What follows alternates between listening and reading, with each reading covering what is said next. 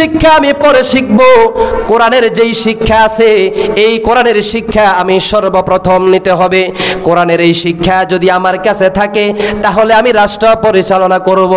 ও যুবক ভাইরা, আপনারাই হলেন আগামী দিনের ভবিষ্যৎ, আপনারাই হলেন আগামী দিনের ভবিষ্যৎ। আপনাদেরকে কোরআন জানতে হবে, কোরআন মানতে হবে, কারণ আপনার আগামী দিনের ভবিষ্যৎ।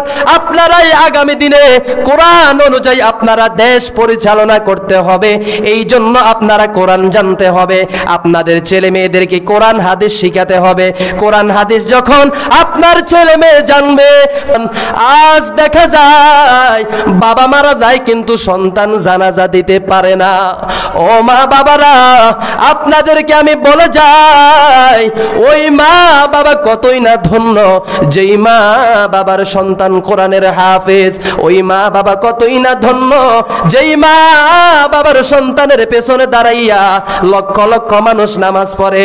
ওই মা বাবা কতই না ধন্য যেই মায়ের সন্তানের পেছনে হাজার হাজার মানুষ নামাজ আদায় করে।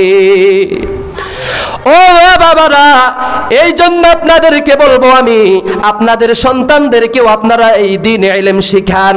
আপনার সন্তানকে যদি আপনি কোরআন শিখাইতে পারেন, আপনার যখন মৃত্যু হয়ে যাবে, কারণ আপনি দুনিয়ার মধ্যে চিরজীবন থাকতে আসেন নাই। এই দুনিয়া আমাদের চিরজীবন থাকার জায়গা নয়। এই দুনিয়ার মধ্যে আমরা মাত্র কিছুদিনের জন্য আসলাম।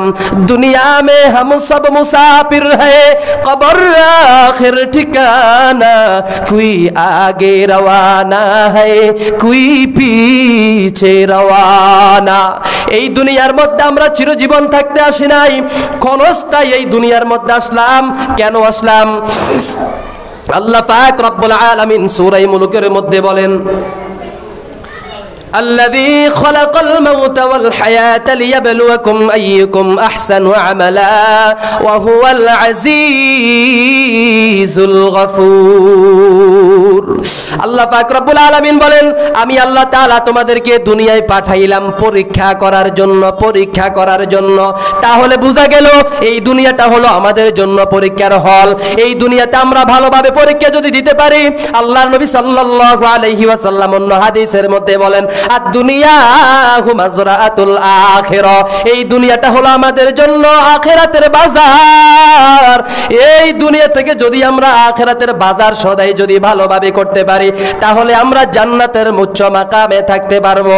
আমরা ভাইরা দুনিয়ার মধ্যে আমরা আমাদের ফ্যামিলি চালানোর জন্য সুন্দর সুন্দর বাজার করি। সুন্দর বাজার যদি আমি করি, আমার বাসার মধ্যে সুন্দর সুন্দর ভাবে পাক হয়, আমি খেতে পারি। ঠিক তদ্রূপ ভাবে আল্লাহর নবী বলেন, দুনিয়া মাযরাআতুল আখিরা, এই দুনিয়া হলো আখিরাতের বাজার। আপনি যদি আখিরাতে যদি জান্নাতের উচ্চ মাকাম চান, আপনি যদি জান্নাত চান, তাহলে আপনার ভালো ভালো নেক আমল করতে হবে। আল্লাহর নবী মুহাম্মদুর রাসূলুল্লাহ সাল্লাল্লাহু আলাইহি ওয়াসাল্লাম জিবরাইল আমিনকে বলেন, ও ভাই জিবরাইল, আমি সব সময় ফলো করছি, আপনি যখনই আমার কাছে আসেন আপনার মুখের মধ্যে কোনো হাসি দেখি না। জিবরাইল আমিন বলেন, ইয়া রাসূলুল্লাহ, ইয়া হাবিবাল্লাহ, ওগো নবী আমার, ও মায়ার নবী, কি বলবো দুঃখের কথা। আল্লাহ পাক রব্বুল আলামিন যেই দিন থেকে জাহান্নাম সৃষ্টি করছে, আর আমি জিবরাইল যেই দিন থেকে ওই জাহান্নাম দেখছি, আমি জিবরাইলের মুখে আর কখনোই হাসি ফুটে নাই।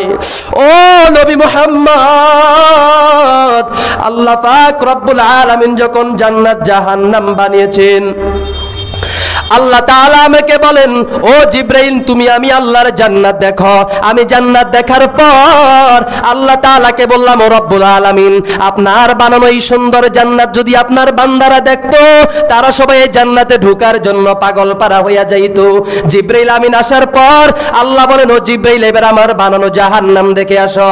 জিবরাইল জাহান্নাম দেখার পর জিবরাইল আমিন বলেন, ও আল্লাহ, আপনার কোন বান্দা যদি আপনার এই বানানো জাহান্নাম দেখতো, কোন দুনিয়ার মানুষ গুনার কাজে লিপ্ত হতো না।